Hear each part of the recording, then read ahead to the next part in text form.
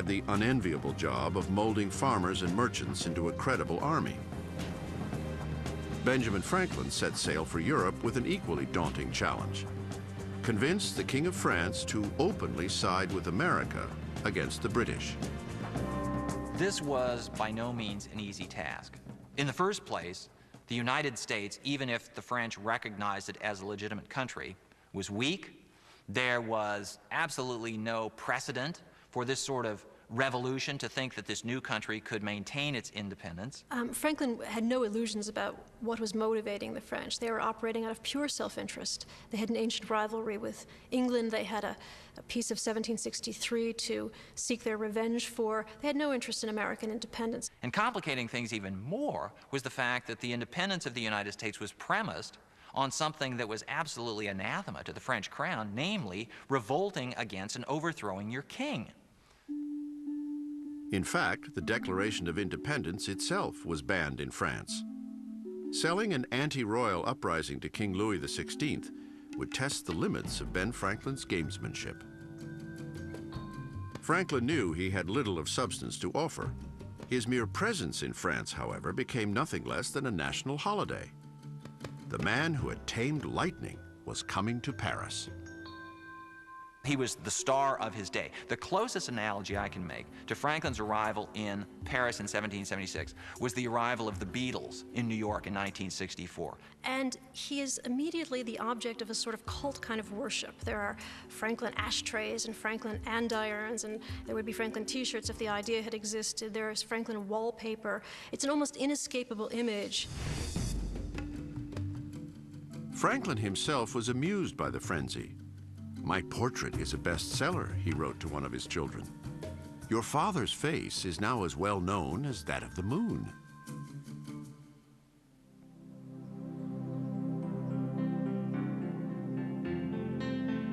Ben would leverage his unprecedented fame to put the squeeze on Louis XVI. Louis XVI, the King of France, has to deal with growing discontent within his own country on the part of this rising bourgeoisie, the class that is going to take charge in the French Revolution. And Franklin takes pains to become as popular as possible with exactly this group. There's no question that his prestige is one of the biggest weapons in America's arsenal. So if King Louis then can't get along with Franklin, he risks not only alienating the Americans, but alienating this group that so loves Franklin.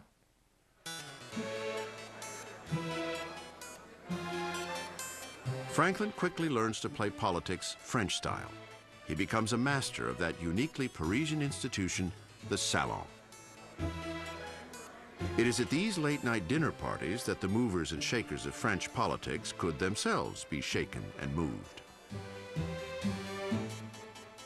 So again, it's Franklin adapting. He realizes the pace of life is different. He realizes the approach to work is different. And he realizes that much is done on a very social platform. Franklin was a salon superstar, primarily because he was witty and supremely accomplished. But Ben also dressed for success, one of the great masquerades of his career. And he understood almost at once, almost intuitively, that the French would not be impressed with some pretender trying to dress as elegantly as they did. The way to their hearts was to be a simple backwoods Quaker. Franklin was never a Quaker. Franklin never lived anywhere near the backwoods in his entire life. But he began sending back to his buddies in Pennsylvania, "I need shipments of coonskin caps," and those ludicrous coonskin caps that he'd never worn in his life. He begins wearing to every salon, to every public appearance. He played it to the hilt.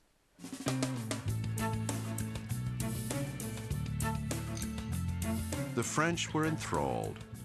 And as Franklin's fame grew, so did the envy of certain other Americans. In particular, Franklin's ease with Parisian women, whom he sometimes referred to as his mistresses, stands in stark contrast to the tortured efforts of John Adams, another member of the American delegation. Franklin and Adams had two very different approaches to the French. You can even see it in the way they learn the French language. Franklin talks about how he learned to speak French by lounging on the pillows of his French mistresses, whereas Adams learned to speak French by memorizing a volume of French funeral orations. So they have a totally different style. He speaks of Franklin's charm as if it ought to be a controlled substance or something. And there's almost an eternal friction between the sort of classic over and classic underachiever, between the class nerd and the most popular guy, between Adams and Franklin. He goes to Paris and he discovers that Franklin is the lion of French society and Adams is a nothing. In fact, the people of Paris get him confused with Samuel Adams. And they're always, well, they end up just calling him the other Adams. Even routine office work ended in fits of sputtering rage for the other Adams. John would be at work early, and Ben would stroll in at noon after a late night at the salon. Adams thought it was ironic that the person who had spoken about early to bed, early to rise makes a man healthy, wealthy, and wise, John Adams, had grown up on Poor Richard's Almanac. And here was the author of Poor Richard's Almanac not following that kind of advice at all.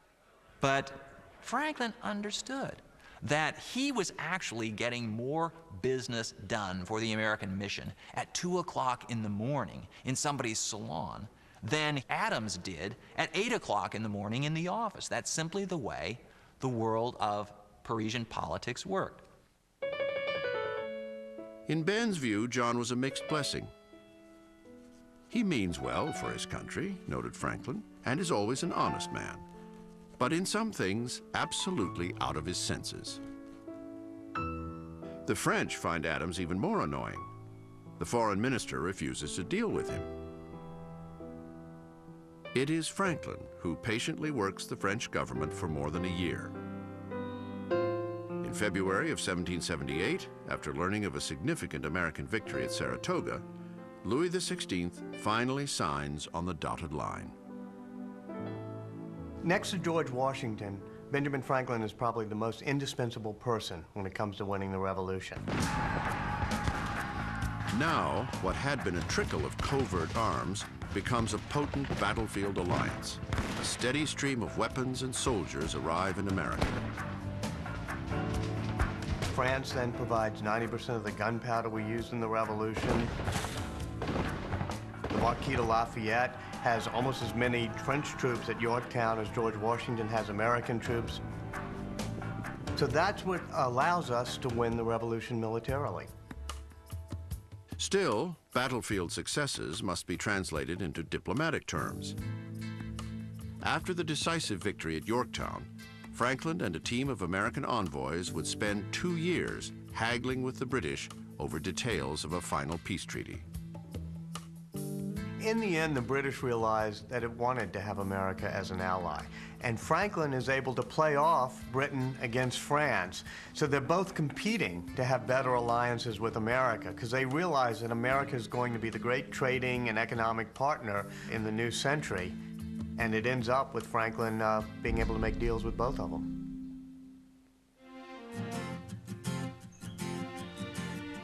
With the signing of the peace treaty in 1783, Benjamin Franklin had added diplomat to his long list of achievements. He was perhaps the most accomplished man in the world, a fact not lost on any number of women on 2 continents. One has only to peep through the keyhole of history to glimpse another facet of this remarkable man. You might say Ben Franklin was the 18th century's preeminent heartthrob.